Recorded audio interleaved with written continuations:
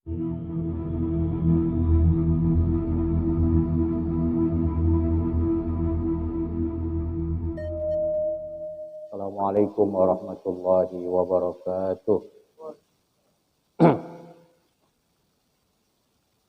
Saya izin buka masker.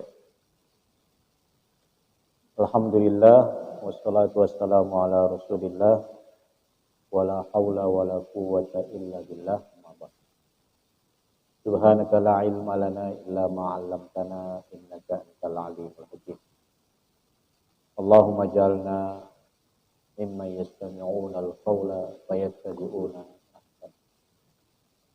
Yang saya hormati Bapak-bapak, Ibu-ibu, seluruh hadirin jamaah pengajian Ahad pagi Majelis Tabligh pimpinan daerah Muhammadiyah Kabupaten Malang. Mari kita bersyukur kepada Allah Subhanahu wa taala. Kita masih diberikan kesehatan, diberikan kekuatan, dan kesehatan dan kekuatan itu kita manfaatkan untuk sesuatu yang insya Allah dalam rangka meningkatkan kualitas penghambaan kita kepada Allah, yaitu berada di majelis yang dimuliakan, majelis ilmu. Bahasan kita pada pagi hari ini adalah berkaitan dengan fikih salat istihara. Kita berharap urusan-urusan terbaik kita melibatkan Allah Subhanahu wa taala. Bahkan semua urusan yang kita hadapi dalam kehidupan ini kita melibatkan Allah Subhanahu wa taala. Karena itulah sebagai tanda kasih sayang Allah, Allah pun telah mensyariatkan apa yang kita kenal dengan fikih salat istihara. Saya yakin para jamaah sudah pernah melaksanakan salat istihara. Tetapi penting pula kita terus mengkajinya. Barangkali dalam pelaksanaan itu ada kekeliruan, ada hal-hal yang belum memenuhi sunnah-sunnah Rasul, maka penting untuk kita pelajari pada pagi hari.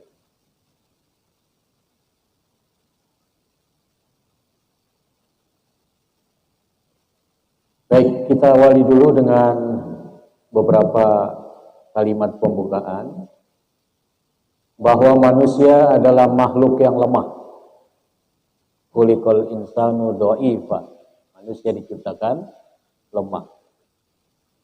Karena itu dia sangat membutuhkan pertolongan Allah dalam semua urusan. Sudah tentu bagi mereka yang mengimani kekuasaan Allah Subhanahu wa taala. Sebab dia tidak mengetahui perkara yang gaib. Dia juga tidak mengerti di manakah terdapat kebaikan atau keburukan dalam urusan yang terjadi di masa depan. Seorang muslim hendaknya memiliki keyakinan yang kuat tanpa keraguan bahwa pengaturan dan kendali semua urusan di alam ini ada di tangan Allah. Termasuk kendali COVID-19, ini semua berada di tangan Allah. Jadi walaupun sampai saat ini belum ada tanda-tanda berakhir, setidak-tidaknya kita terus berharap dan berikhtiar bahwa Allah pengendali COVID ini, sehingga kita terus memperoleh pahala dari musibah ini. Jangan sampai keluh kesah, jangan sampai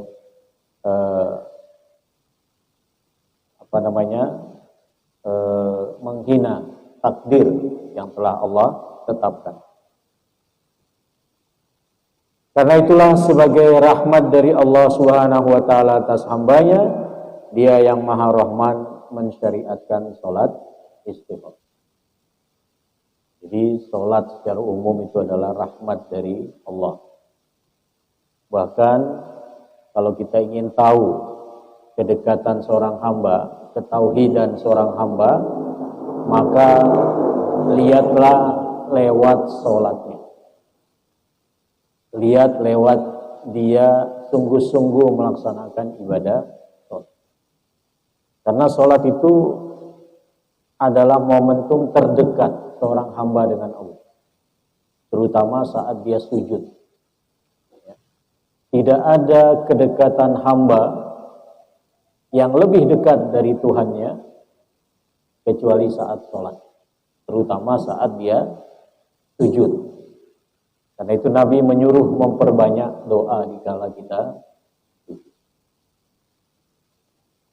Baik, kita coba dulu melihat beberapa ayat yang menjadi dasar istikharah. Yang pertama ada potongan ayat, wa asa an takrahu syai'an wa huwa khairul lakum wa asa an tuhibbu syai'an wa huwa syarrul lakum wallahu ya'lamu wa antum la ta'lamun. Ayat ini sebenarnya turun tentang syariat perang. Dan perang itu memang tidak menyenangkan. Jadi ketika awal syariat perang itu turun, banyak yang tidak senang. Ya, karena perang memang tidak enak. Karena itu Allah sampaikan bisa jadi yang tidak kalian senangi itu ada kebaikan tidak. Sebaliknya bisa jadi yang kalian senangi ada keburukan di dalam. Karena Allah yang maha mengetahui sedangkan kita tidak. Disinilah pentingnya bersandar kepada Allah Subhanahu wa ta'ala. Ini tafsirnya, saya kira kita lewati saja. Kemudian ayat yang kedua, wa rabbuka yakhluqu ma yasha wa yakhtar ma kana lahumul khiyaratu subhanallah wa ta'ala amma yusyriku. Dan Tuhanmu dialah maha yang menciptakan apapun yang dikehendaki. Dia menciptakan segala hal yang diinginkan. Dan dialah yang memilih, yaitu memilih dari hambanya untuk diutus, untuk dijadikan nabi, untuk dijadikan rasul, untuk dijadikan wali, dan lain sebagainya.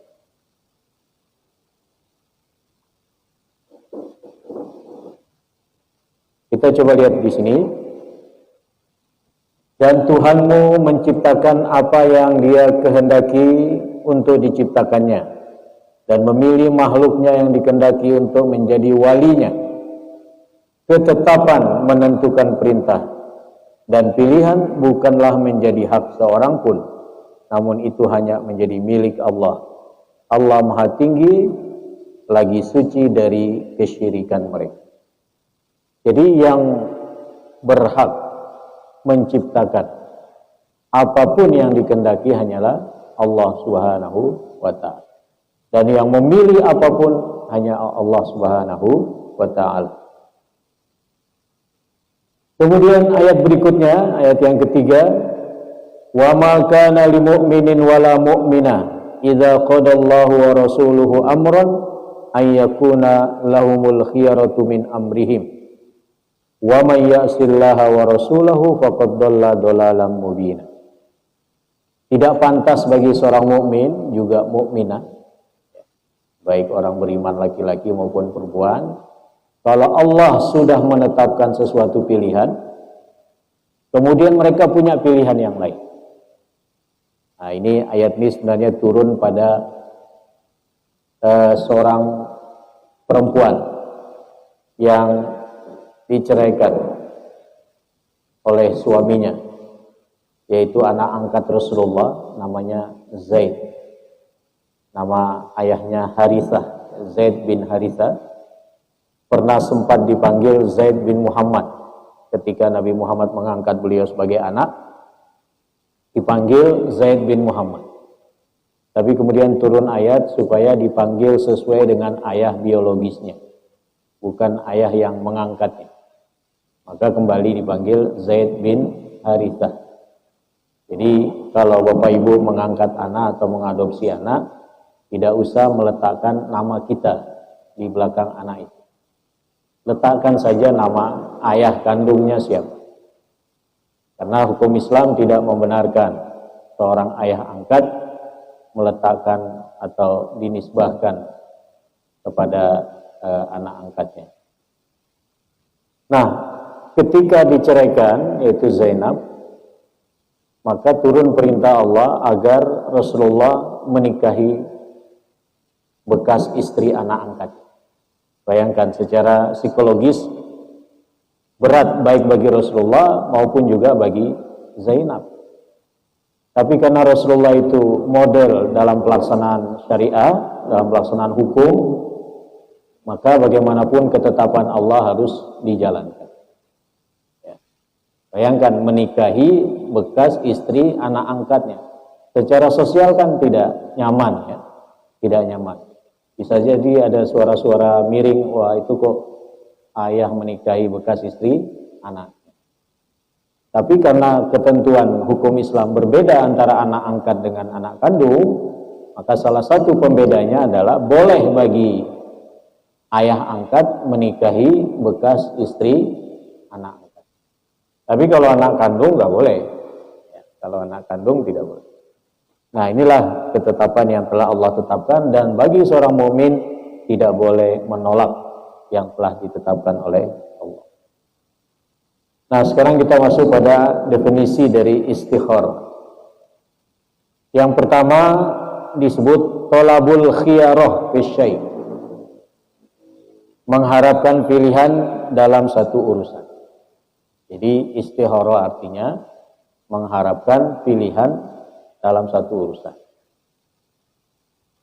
Kemudian yang kedua, wa kharallahu laka ay a'taka ma huwa khairun laka. Semoga Allah memilihkan untukmu, atau Allah memberikan yang terbaik sebagai pilihan. Ini juga makna istikharah. Wastakharallah ay talaba minhu al-khiyarah, memohon pilihan dari Allah. Jadi seseorang yang ingin urusannya itu Allah terlibat, Allah memilihkannya, maka dia melaksanakan sholat istikharah. Kemudian dikatakan di sini talabul ikhtiyar ay talabu surfil himma lima huwal mukhtar indallah wal aula bis shalah wad du'a al warid fil istikharah. Yang dimaksud dengan sholat istikharah adalah mengharapkan pilihan, maksudnya memohon agar dipalingkan perhatiannya kepada apa yang terpilih di sisi Allah dan yang lebih utama melalui sholat dan doa yang berkaitan dengan istikharah. Jadi bapak-bapak dan ibu-ibu, istikharah mengharapkan Allah yang memilihkan urusan kita. Caranya bagaimana? Caranya dengan melaksanakan sholat 2 rakaat, setelah itu dengan berdoa. Artinya ada doa khusus, tidak sembarang berdoa. Itulah makna istikharah. Baik, ada beberapa persoalan yang perlu kita pahami tentang sholat istikharah ini. Pertama, dasar hukumnya. Kalau dasar hukum secara umum Al-Quran, sudah tentu Allah perintahkan kita memperbanyak sujud. Nah, kalau sholat 5 waktu kan terbatas, maka kita disuruh memperbanyak sholat dengan meningkatkan sholat sunnah. Nah, salah satu di antara sholat sunnah itu adalah sholat istikharah. Dalam banyak ayat Al-Quran, perintah sholat itu seringkali dihubungkan dengan banyak hal. Di antaranya dihubungkan dengan perolehan rezeki. Misalnya dalam surat Toha, ketika Nabi Ismail disuruh untuk memerintahkan keluarganya mendirikan sholat dan bersabar dalam mendirikan sholat itu. Wa'mur ahlaka bis sholati wastabir alaiha la nas'aluka rizqa nahnu narzukuka wal aqibatu littaqwa. Perintahkanlah wahai Ismail keluargamu untuk mendirikan ibadah sholat dan bersabar dalam pelaksanaannya, dalam menegakkan ibadah sholat. Karena banyak tantangan, banyak godaan untuk tidak sholat, untuk meninggalkan sholat, untuk mengakhir-akhirkan sholat, untuk cepat-cepat dalam sholat, dan lain sebagainya, hingga tidak memperoleh kehusuannya. Kami tidak meminta kepadamu rizki dengan memerintahkan sholat itu, justru kamilah yang memberikan kepadamu rizki. Ini satu-satunya ayat yang mengaitkan perintah sholat dengan perolehan rizki. Dalam ayat ini, Allah menjamin rizki orang yang menegakkan ibadah sholat. Ya, Allah menjamin rizki orang yang menegakkan ibadah sholat. Padahal dalam masyarakat kita, ada yang berpikiran dengan dia sholat rizkinya akan terbang, ya, misalnya dengan dia tidak tutup warung ketika azan berkumandang atau ketika kewajiban sholat memanggilnya, dia tidak pedulikan sama sekali karena anggapannya bahwa sama saja yang sholat dengan tidak sholat, justru yang sholat itu tidak memperoleh rizki. Ini sudah tentu pemikiran yang tidak benar. Karena itu kita harus menanamkan dalam pikiran kita dan keluarga, jangan sampai meninggalkan sholat, karena itulah salah satu pintu rizki dari Allah Subhanahu wa Ta'ala. Dan rizki jangan batasi pada harta benda. Kehadiran kita di majelis ilmu ini adalah rizki. Allah beri petunjuk kita untuk pagi-pagi berada di sini adalah rizki. Kita belajar Islam adalah rizki. Kita dimudahkan Allah menegakkan sholat adalah rizki. Jadi jangan melihat rizki hanya aspek materi, hanya aspek uang dan. Nah, sedangkan di dalam hadis kita temukan hadis dari Jabir bin Abdullah yang menjadi syariat ibadah sholat istikharah. Saya bacakan hadisnya. An Jabir bin Abdullah radhiyallahu anhu qala kana Rasulullah sallallahu alaihi wasallam yu'allimuna al-istikhara fil umuri kulliha kama yu'allimuna surah minal Qur'an. Adalah Rasulullah, kata Jabir, mengajarkan kepada kami para sahabat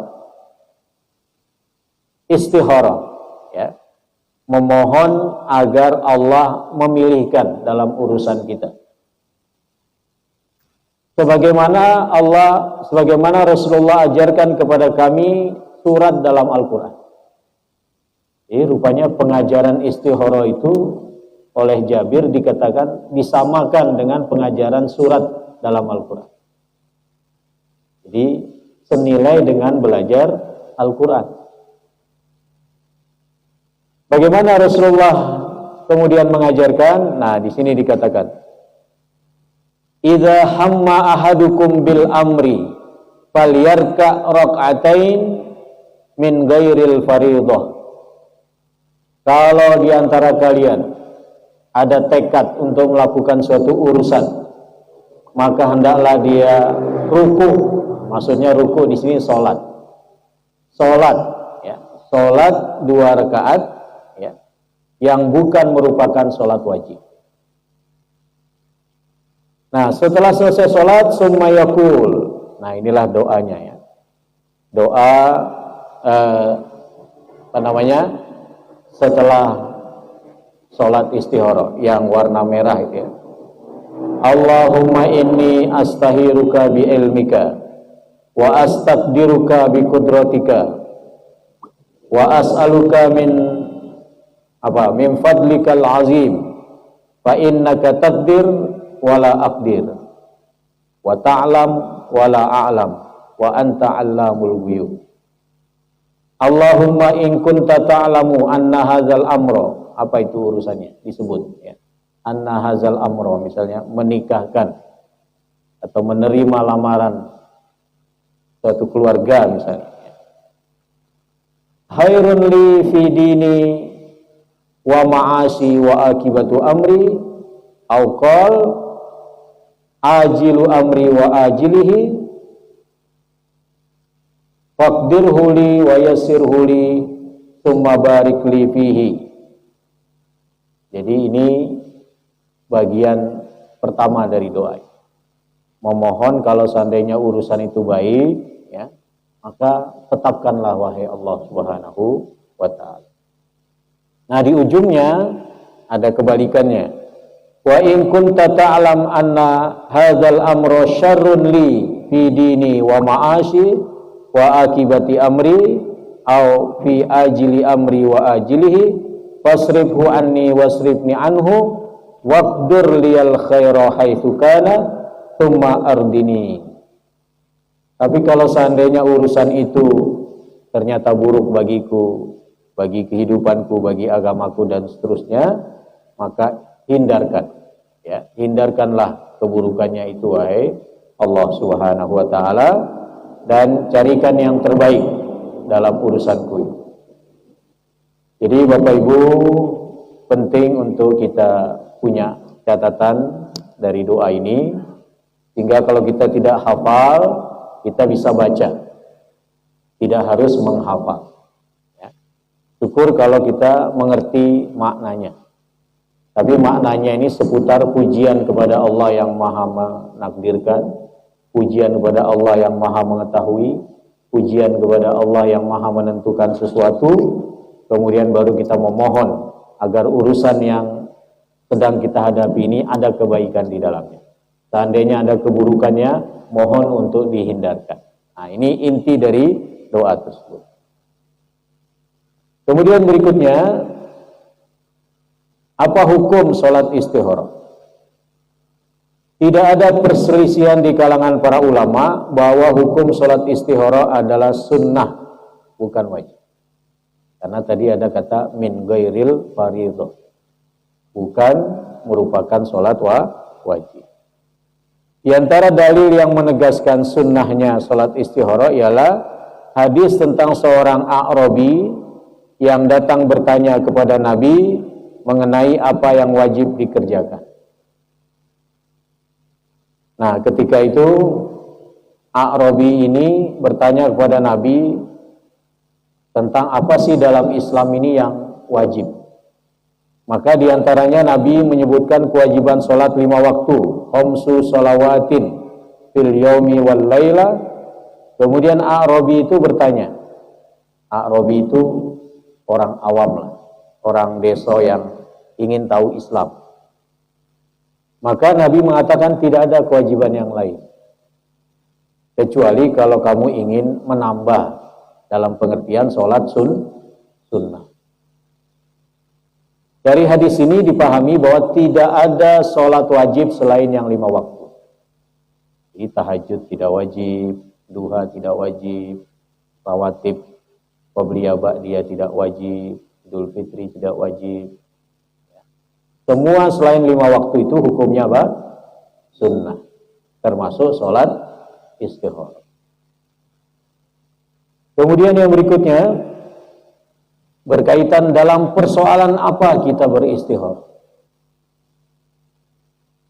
Ibnu Hamzah mengatakan terhadap perkara yang wajib dan sunnah sesungguhnya tidak perlu istikharah untuk melakukannya.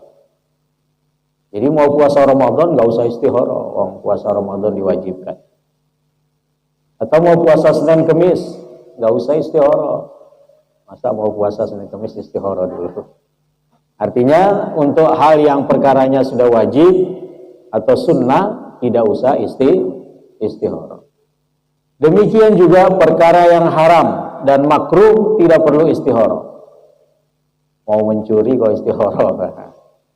Jadi ini mencampur adukan kebatilan dengan kebenaran. Maka jelaslah bahwa istikharah hanya berlaku pada hal-hal yang mubah atau yang boleh atau yang mustahab, ya, yang dianjurkan apabila terjadi pertentangan antara keduanya, mana yang didahulukan dan yang dipilih untuk dikerjakan. Jadi kalau ada dua pilihan sunnah, ya, ini sunnah, satunya juga sunnah, maka boleh diistikharahi untuk mendapatkan petunjuk mana yang lebih utama untuk didahulukan. Perkara yang sunnah pada asalnya tidak perlu istikharah, tapi kalau ada dua hal yang sama-sama hendak kita laksanakan, mana di antara dua sunnah ini yang baik, maka boleh beristikharah. Al-Hafidz Ibnu Hajar dalam kitab Fathul Bari ketika menjelaskan hadis nomor 5903 mengatakan, mengutip perkataan Abu Hamzah, fa innal wajib wal mustahab la yustakharu fi fi'lihima. Perkara wajib dan perkara sunnah tidak perlu diistihara dalam mengerjakannya. Wal haram wal makruh la yustakhar fi tarkihima. Demikian juga yang haram dan yang makruh tidak perlu beristihara untuk meninggalkannya. Meninggalkan merokok misalnya, gak perlu istihara. Wa fil mustahab idza ta'arada minhu amrani ayyuhuma yabda bihi wa yaqtasir alaihi.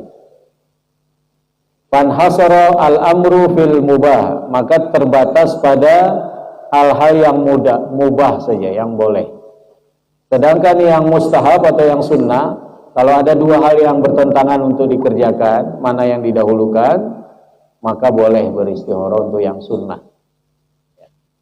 Jadi apa perkara yang boleh diistihara? Perkara yang mubah, atau perkara yang dianjurkan, disunnahkan, tapi ada dua yang ingin kita lakukan. Mana ini yang perlu didahulukan? Maka boleh beristihara. Kemudian berikutnya, kapan memulai istihara? Istihara dimulai ketika seorang sudah mempunyai keinginan kuat untuk melakukan sesuatu atau menghadapi persoalan yang hukumnya mubah. Hal ini ditunjukkan oleh sabda Nabi dalam hadis Jabir tadi, idza hamma, apabila salah seorang di antara kalian mempunyai rencana. Jadi istihara itu dilakukan ketika muncul tekad yang bulat untuk mengerjakannya, dan sebelum mulai melaksanakan pekerjaan atau urusan itu, maka dilaksanakanlah istihara. Pada waktu istihara hendaknya pikiran bersih, tidak terikat pada suatu perkara tertentu. Artinya seseorang tidak cenderung memilih salah satu dari kedua atau beberapa persoalan itu karena dorongan hawa nafsunya atau keinginannya.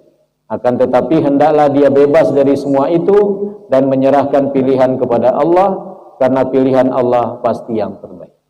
Berarti hatinya diposisikan netral dulu. Jadi kalau ada beberapa urusan, mana diantaranya yang ingin dia laksanakan, kemudian dia berharap Allah memilihkannya, jadi hatinya harus netral dulu sebelum istihara. Tapi nanti setelah istihara muncul pilihan tertentu pada satu persoalan, boleh. Tapi selama belum istihara, netralkan dulu hatinya pada beberapa persoalan yang ingin dia lakukan itu. Kemudian berikutnya, apakah istihara itu 2 rakaat khusus atau boleh dengan sholat sunnah yang lain? Pendapat yang sahih dan kuat dalam masalah ini ialah kalau seseorang sholat sunnah apapun dengan niat istihara, maka sholatnya sah dengan izin Allah. Akan tetapi sebelum dia memulainya, dia harus mempunyai keyakinan dan tekad serta niat yang kuat bahwa dengan sholat sunnah ini dia ingin melakukan istihara sekaligus. Jadi Bapak Ibu, istihara itu bukan sholat independen, ya, bukan sholat khusus. Bisa digabung dengan sholat sunnah yang lain, asalkan bukan sholat wajib. Misalnya sholat subuh sekalian sholat istihara, nggak bisa. Tapi kalau sholat duha sekalian istihara, bisa. Sholat ba'diyah isya misalnya sekalian istihara juga bisa. Jadi tidak harus sholat sunnah khusus, tapi boleh sholat sunnah khusus, ya, boleh sholat sunnah khusus. Adapun dalil yang membolehkan hal ini adalah sabda Nabi, min ghairil faridah, pokoknya bukan sholat wajib. Berarti sholat tahiyatul masjid boleh, sholat duha boleh, qabliyah, ba'diyah boleh, selama itu 2 rakaat. Jadi yang dapat dipahami bahwa doa istihara ini dilaksanakan setelah sholat sunnah apapun juga. Adapun kalau dikerjakan setelah sholat fardu, sholat wajib, ya, hukumnya tidak sah. Ya. Maka kalau seseorang mengerjakan sholat subuh misalnya, kemudian setelah itu dia berdoa dengan doa istikharah, maka hal itu dianggap tidak sah. Karena sholat subuh bukan sholat sunnah, sholat wajib. Tadi Nabi menyebutkan min ghairil fariidhah, yang bukan sholat wajib. Nah, ini pendapat para ulama yang menjelaskan, yang mendukung bahwa tidak harus sholat tersendiri. Di antaranya Al-Hafidz Ibnu Hajar mengatakan, inna wa tilka shalah bi ainiha wa sholatul istihara ma'an ajza'a bihilafi ma iza lam yanwi. Kata Ibnu Hajar, kalau seseorang meniatkan sholat dengan sholat tertentu itu, sholat misalnya sholat duha misalnya, sekaligus dia niat sholat istihara, ya ma'an, ya sekaligus dengan sholat istihara, maka boleh. Tetapi tidak boleh kalau dia tidak niatkan. Misalnya dia cuma sholat duha saja, ya duha saja dapatnya, tidak istihara. Tapi kalau dia niatkan bersamaan dengan itu dia istihara, maka dia memperoleh. Ya, bisa dipahami ya. Oke, yang kedua, ini Zainuddin Al-Iraqi. Beliau mengatakan, in kana hammuhu bil amri qabla syuru' fir ratiba wa nahwiha, thumma shalla min ghairi niyatil istihara wa badalahu ba'da shalah al-ityan bi du'ail istihara fa zahir husulu zalika. Ini ulama Zainuddin Al-Iraqi ini lebih longgar lagi. Kalau ada orang sholat sunnah, padahal sebelum dia sholat itu dia tidak ada niat istihara, tapi menjelang akhir sholat dia ingin berdoa dengan doa istihara, maka setelah sholat sunnah tertentu itu dia doa dengan doa istihara, maka dia sudah dapat istihara. Ya, lebih longgar kan? Kalau tadi Ibnu Hajar harus diniatkan di awal dulu, baik sholat itu, sholat duha misalnya, sekaligus sholat istihara, atau sholat tahiyatul masjid sekaligus sholat istihara. Jadi lebih longgar yang kedua. Kemudian An-Nawawi mengatakan wa zahir annaha tahsulu bi rak'atain minas sunanir rawatib wa bi tahiyatul masjid wa ghairiha minan nawafil. Yang tampak bahwa sholat istihara itu dapat diperoleh dengan 2 rakaat sholat sunnah apapun, misalnya rawatib atau tahiyatul masjid atau yang lain-lain yang merupakan sholat nawafil, sholat sunnah. Jadi 3 ulama ini masing-masing membolehkan disatukannya sholat istihara dengan sholat sunnah yang lain. Tapi kalau Bapak Ibu mau sholat tersendiri karena sholat sunnahnya sudah misalnya, ya nggak apa-apa, sholat sunnah khusus untuk istihara. Jadi ini kan lebih mudah ya, mudah untuk digabungkan, mudah juga untuk dilaksanakan secara tersendiri. Kemudian berikutnya,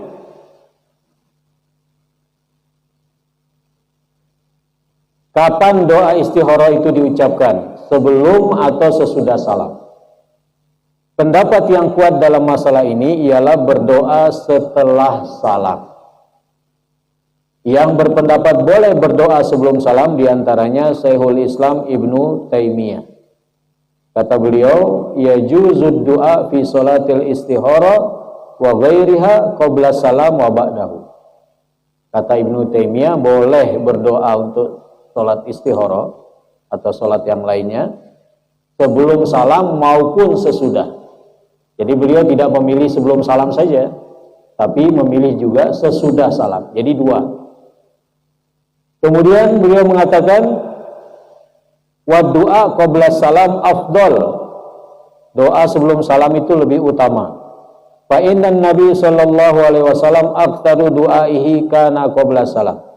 Nabi itu banyak berdoa justru sebelum salam. Wal musalli qabla salam lam yansarif wa hadza ahsan. Dan orang yang sholat itu sebelum salam masih berada dalam posisi sholat, dan ini lebih utama. Itu kata Ibnu Taimiyah. Tapi pendapat yang kuat mengatakan setelah salam, ya, karena ada kata summa itu ya. Adapun berdoa setelah salam dilihat dari lahiriah hadis, ya. Min ghairil fardhiyah tsumma yaqul. Ada kata tsumma. Tsumma itu artinya ada hierarki suatu perbuatan. Jadi setelah selesai suatu perbuatan baru perbuatan yang berikutnya. Berarti setelah selesai sholat baru berdoa. Nah, ini pendapat yang kuat. Kemudian Al-Lajnah Ad-Daimah, semacam komisi fatwanya MUI Saudi, ya, mengeluarkan fatwa bahwa doa istikharah dilaksanakan setelah selesai melaksanakan sholat sunnah. Berarti kapan dibaca? Setelah salam. Tapi Bapak Ibu sering-sering juga berdoa sebelum salam, ya, karena Nabi banyak berdoa sebelum salam dan membolehkan kita berdoa sebelum salam, ya, untuk doa-doa selain istikharah. Ya, misalnya doa perlindungan, ya, itu doa yang sangat dianjurkan Nabi supaya terhindar dari fitnah Dajjal. Allahumma inni a'udzubika min adzabi jahannam wa min adzabil qabri wa min fitnatil mahya wal mamat wa min syarri fitnatil masih. Nah, imam kok belum salam, apakah kita diam saja atau lanjutkan doa? Sebaiknya lanjutkan doa. Doa apa? Ya yang kita hafal saja. Rabbana atina fid dunya hasanah. Ya. Atau apa lagi? Rabbi ghfirli wali walidayya. Ya. Ya, pokoknya doa dengan redaksi bahasa Arab.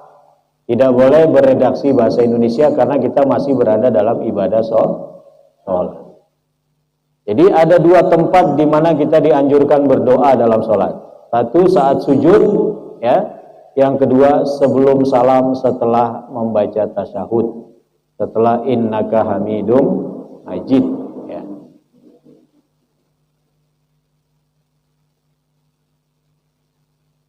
Nah, ini dalil doa sebelum salam. Kata Nabi, "Tsumma liyatakhayyar ahadukum minad du'a a'jabahu ilai falyad'u bihi rabbahu." Hendaklah dia memilih, ya, doa yang dia inginkan. Kemudian dia berdoa dengan doa itu. Atau yatashahhadur rajulu tsumma yusalli 'alan nabi tsumma yad'u li nafsi. Setelah seseorang selesai tasyahud kemudian bersolawat kepada Nabi sampai innaka hamidum majid, ya, kemudian hendaklah dia berdoa. Jadi dua dalil ini menyuruh kita atau menganjurkan kita supaya memanfaatkan momentum sebelum salam untuk berdoa. Tapi ingat setelah baca tasyahud dan salawat Ibrahimiyah. Kemudian berikutnya, bolehkah membaca doa istikharah dari buku atau kertas atau HP atau sejenisnya karena belum hafal? Sebagian orang beralasan meninggalkan sholat istikharah karena tidak hafal doanya yang panjang tadi. Menghafal doa istikharah tentulah lebih baik dan lebih bermanfaat baginya. Kalaupun tidak, maka sesungguhnya Allah tidak membebani seseorang kecuali sesuai dengan kesanggupannya. Maka boleh dia membaca doa ini dari buku atau lembaran atau yang lain.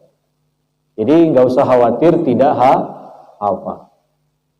Ya, boleh dibaca dari lembar. Jadi boleh kita ambil dari internet, kemudian kita perbesar, kita fotokopi, kita tempel di ranjang kita atau di musola rumah kita, di mana kita biasa sholat misalnya, sehingga setelah selesai sholat istikharah kita bisa ambil untuk kita baca. Berdasarkan fatwa Lajnah Ad-Daimah, in hafidta du'a lil istikharah aw qara'tahu minal kitab fal amru fi dzalika wasi'. Kalau Anda hafal doa istikharah atau Anda baca dari suatu kitab atau yang lainnya, maka persoalannya sangat luas, sangat fleksibel.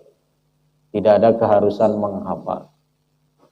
Wa alaikal ijtihad fi ihdari qalbika wal khusyu' lillah. wasidqu fid du'a. Yang terpenting bagaimana menghadirkan hati saat berdoa itu. Menghadirkan kehusyuan saat berdoa. Dan kesungguhan dalam berdoa itu sendiri. Itu yang penting. Bukan harus menghafalnya. Menghafal bagus. Tapi kalau tidak, bukan berarti penghalang untuk melaksanakan sholat istikharah. Kemudian berikutnya, apakah sah memisahkan sholat dengan doa? Jadi selesai sholat, mungkin minum kopi dulu gitu ya, baru nanti berdoa, ya. Atau hal-hal lain yang memisahkan antara sholat dengan doa. Orang yang telah melaksanakan sholat istikharah, kemudian memisahkan antara sholat dengan doa, seperti dengan zikir sebelum masuk ke dalam doa, apakah yang seperti ini boleh atau tidak? Para ulama mengatakan, kalau pemisah itu sedikit, artinya sebentar, tidak terlalu panjang, maka tidak mengapa, seperti memisahkan antara sholat dan doa dengan memuji Allah dan mengucapkan sholawat atas Rasulullah. Tidak sah lagi, karena yang demikian adalah doa juga. Dan doa itu sendiri dianjurkan dibuka dengan memuji Allah dan bersolawat. Artinya boleh, tidak harus langsung berdoa. Mungkin zikir dulu, mungkin istighfar dulu, mungkin muji Allah dan bersolawat dulu. Maka itu dibolehkan. Selama tidak terlalu panjang. Imam Asy-Syaukani dalam kitab Nailul Autar mengatakan, qauluhu tsumma liyaqul fihi annahu la yadur ta'khiru du'ail istihara anis shalah. Kata Imam Asy-Syaukani, ketika Nabi bersabda, kemudian hendaklah dia mengatakan, dalam hadis Jabir tadi, ya, dalam penjelasan ini bahwa tidak mengapa mengakhirkan doa istihara dari sholat, malam yutil al-fasla, selama jedanya itu tidak terlalu panjang. Wa annahu la yudir al-fasla bi kalamin ahar yasir khususan in kana min adabid du'a li annahu ata bi thumma al-muqtadiya lit-tarahi. Juga tidak mengapa, ya, membuat jeda dengan ucapan-ucapan yang ringan, ya, apalagi itu berkaitan dengan adab berdoa seperti memuji Allah, bersalawat kepada Nabi. Karena hadisnya tadi menggunakan kata summa. Summa itu dalam bahasa Arab artinya apa? Kemudian, ya. Kemudian berarti kan ada jeda sedikit lah, ya, untuk memisahkan antara selesai sholat dengan doa. Kemudian berikutnya, apa hukum sholat istikharah berulang-ulang? Di antara para ulama ada yang berpendapat sunnahnya mengulangi doa dan sholat istikharah ini. Hal ini juga difatwakan oleh Syekh bin Baz dan Al-Albani. Pengulangan ini sebatas apabila hati tetap tidak merasa tenang karena sholat yang pertama. Jadi boleh. Dalil yang menunjukkan bolehnya mengulangi sholat istikharah berulang-ulang adalah sebagai berikut. Apabila Nabi berdoa, beliau berdoa 3 kali. Pernyataan Ibnu Zubair, inni mustahiru rabbi salasan, aku memohon dipilihkan Tuhanku 3 kali, saat beliau memperbaiki Ka'bah akibat penyerangan oleh penduduk Syam. Yang ketiga, bahwa sholat istikharah mirip dengan sholat istisqa dari sisi keduanya adalah sholat hajat. Artinya boleh mengulang selama hati kok masih kurang sreg, kurang nyaman, kurang tenang, ya. Tapi nggak usah terlalu lama mengulangnya sampai bertahun-tahun, ya. Cukup 3 kali, ya. Cukup 3 kali. Jangan berulang-ulang dalam satu urusan terus itu saja, ya. Belum dapat pangsit. Kemudian orang yang tidak mungkin untuk sholat, apakah cukup hanya dengan doa tanpa sholat? Nah, misalnya ibu-ibu dalam keadaan tidak bisa sholat, boleh nggak hanya doanya saja, nggak sholatnya? Atau harus nunggu suci dulu baru kemudian sholat istikharah? Kita lihat. Telah dimaklumi bahwa istikharah adalah sholat 2 rakaat, kemudian berdoa setelah selesai sholat. Akan tetapi kalau seorang muslim tidak mampu mengerjakan sholat ini, bolehkah ia melakukan doa istikharah tanpa melaksanakan sholat? Misalnya pada wanita haid, apabila muncul suatu keperluan pada dirinya dan dia ingin melakukan istikharah, bolehkah baginya berdoa saja? Mazhab Hanafi, Maliki, dan Syafi'i membolehkan tanpa sholat, asal ada uzur syar'i. Apabila memang berat atau ada uzur untuk mengerjakannya dengan sholat dan doa sekaligus. Al-Imam An-Nawawi dalam kitab Al-Azkar mengatakan, walau ta'azzarat alaihi sholat istahara bid-du'a. Kalau dia uzur melaksanakan sholat, wanita, ya, maka beristikharah dengan doanya saja. Boleh. Jadi ibu-ibu, kalau misalnya nunggu waktu bersih masih lama, sementara urusan ini ingin segera dipilihkan oleh Allah, maka dia berdoa dengan doa istikharah tanpa melaksanakan sholat. Tapi kalau urusannya masih, jeda waktunya masih cukup panjang, ya nggak apa-apa, dia menunggu suci sehingga bisa sholat sekaligus bisa doa. Kemudian berikutnya, apa yang harus dikerjakan oleh orang yang sholat istikharah sesudah melaksanakan sholat? Kalau seorang muslim sudah mengerjakan sholat istikharah, dia teruskan apa yang dia niatkan untuk menjalankan pilihannya. Artinya dia pilih sudah mana urusannya itu. Kalau pilihannya itu baik, maka Allah mudahkan, dan kalau buruk, Allah palingkan dan Allah jauhkan dia dari perkara tersebut. Jadi pokoknya sudah istikharah. Ya. Sebagian besar kaum muslimin berkeyakinan bahwa apabila orang yang mengharapkan pilihan yang disebut dengan mustahir, ya, orang yang sholat istikharah itu disebut mustahir, memohon kepada pilihan kepada Allah dalam suatu urusan, hendaknya dia menunggu sampai dia melihat sebuah tanda dalam mimpinya. Kemudian berdasarkan mimpi yang dilihatnya, dia melaksanakan apa yang ditekadkannya atau tidak melaksanakannya. Hal ini tidak ada dasarnya dalam Islam. Jadi nggak usah nunggu wangsit tadi. Nunggu pangsit aja. Maka apabila seseorang minta pilihan kepada Allah untuk melaksanakan suatu urusan tertentu, hendaknya dia bertawakal dan meneruskan apa yang diinginkan. Kita sudah, saya mau beli tanah di daerah ini misalnya, ya, urusannya itu. Kemudian kita istikharah, wah ini belum ada tanda-tanda ini, belum mimpi ini. Ya nggak usah nunggu seperti itu. Bismillah, sudah istikharah, beli saja kalau memang itu sudah dipikirkan matang-matang, kemudian bertawakal pada Allah dan melaksanakan sholat istikharah. Kemudian berikutnya, diatkannya istikharah. Istikharah adalah ganti dari perbuatan orang Arab jahiliyah. Sebenarnya bukan orang Arab juga yang punya istikharah bid'ah, ya. Menggunakan azlam, mengundi nasib dengan anak panah. Bagaimana itu mengundi nasib anak panah yang dalam Al-Quran disebut dengan azlam? Apa itu?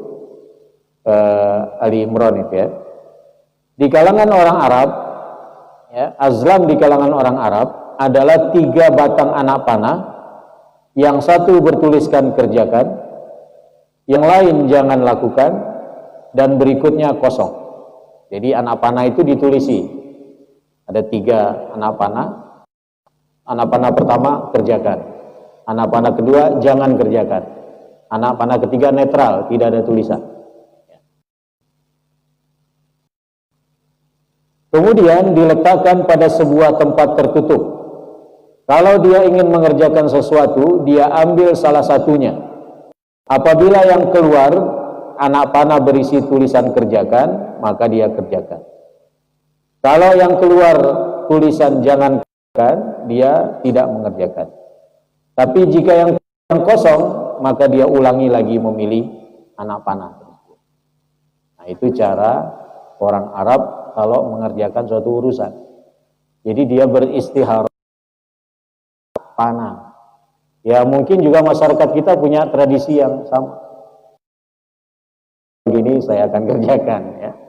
Kalau guru ini bersuara begini saya nggak mau kerjakan. Atau dia hitung buah bajunya, kerjakan, enggak, kerjakan, enggak. Nah itu namanya istihara bid'ah. Ya, seakan-akan tidak punya Tuhan. Kita punya Allah.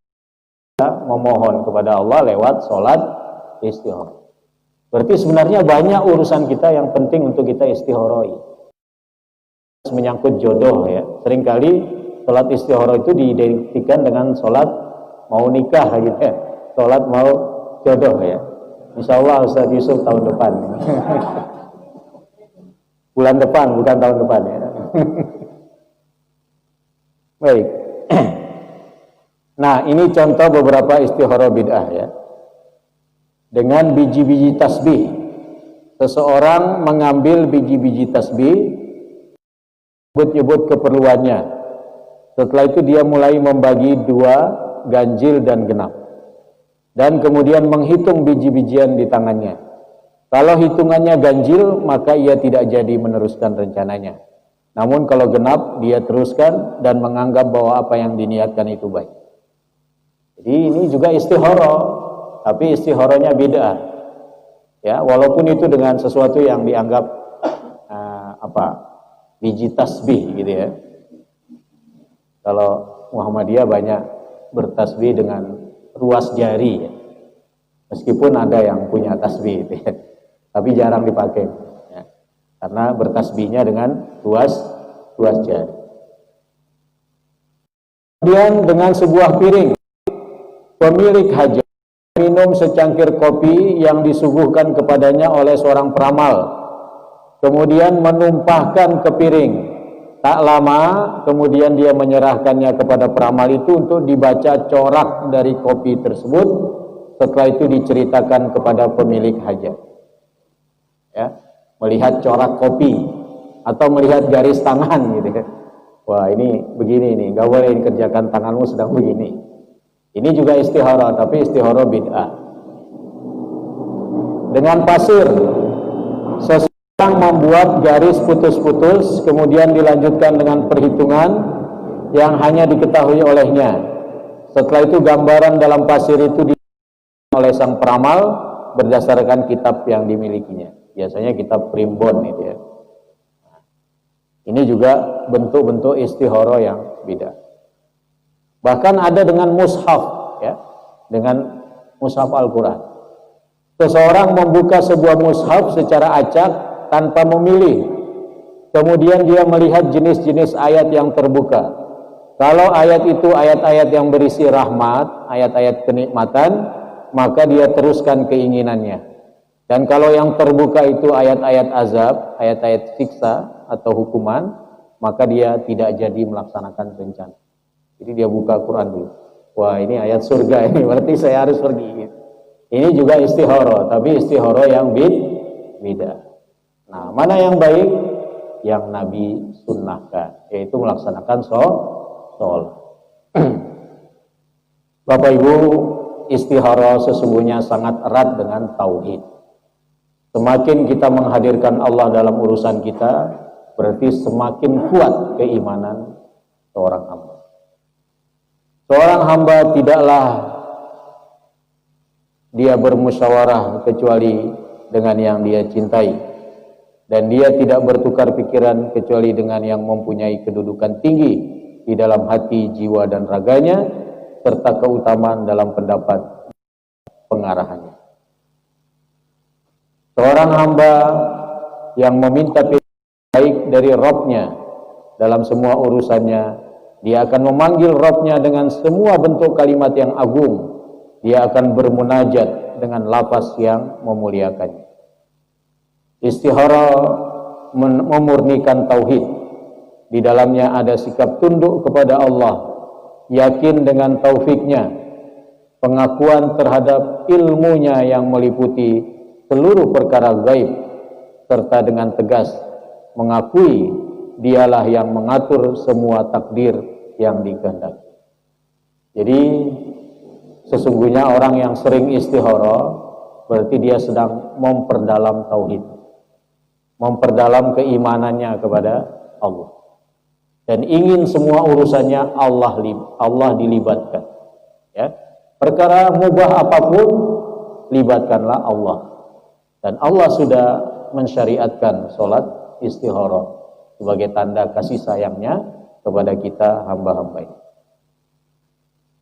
Terakhir, qul la ya'lamu man fis samawati wal arda al-ghaiba illallah wa ma yash'uruna ayyana yub'atsun. Katakanlah, tidak ada seorang pun di langit dan di bumi yang mengetahui perkara yang gaib, termasuk Rasulullah, ya, kecuali Allah. Ya. Jadi Allah yang maha mengetahui yang gaib. Karena itu kita serahkan urusan masa depan kita kepada Allah Subhanahu wa ta'ala. Katakan wahai Muhammad, la amliku li nafsi naf'an wala dharran illa masya Allah, walau kuntu a'lamul ghaiba lastaghfartu minal khair wa massani yasu. Jadi Nabi Muhammad disuruh mengatakan ungkapan ini. Aku tidak berkuasa menarik manfaat bagi diriku dan tidak pula menolak mudarat kecuali dikehendaki Allah. Dan sekiranya aku, tentulah aku membuat kebaikan sebanyak-banyaknya dan aku tidak akan ditimpa kemudaratan. Ini perintah Allah kepada Nabi untuk mengatakan seperti itu, bahwa Nabi tidak mengetahui perkara yang gaib.